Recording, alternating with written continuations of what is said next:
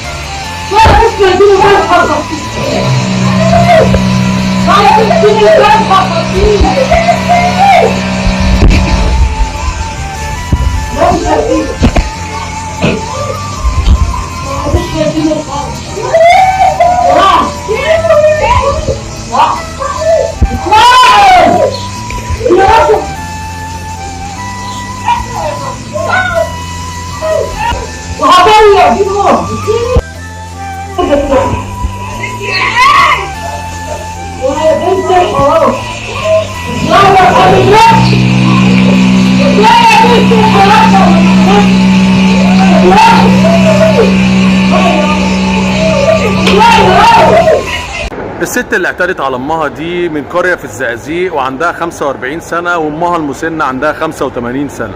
انا مش متخيل ايه اللي يوصل واحدة انها تعمل كده في امها المسنة. وطبعا بعد ما الفيديو انتشر الداخلية قبضت عليها.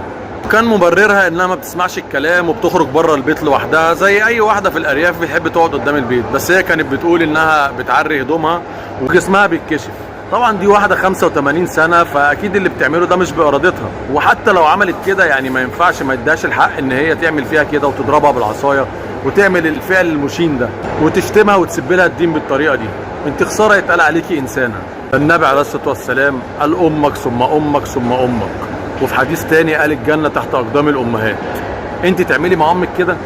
اللي يوجعك اكتر بقى كلام الام بعد ما بنتها اتقبض عليها. اسمعوا كده. عاوزة بنتي يا ولاد، عاوزة بنتي. يعني انت موافقه انها تضربك يا حاجه؟ ما هي ضرباتك. لا مش ضربات. لا مش ضربات. ازاي واحنا كلنا شايفين الفيديو بتتعدى عليكي بالضرب؟ انا ما نزلت لها السلم ده جغلات تاني. وسلم علي يا بنتي سورقها.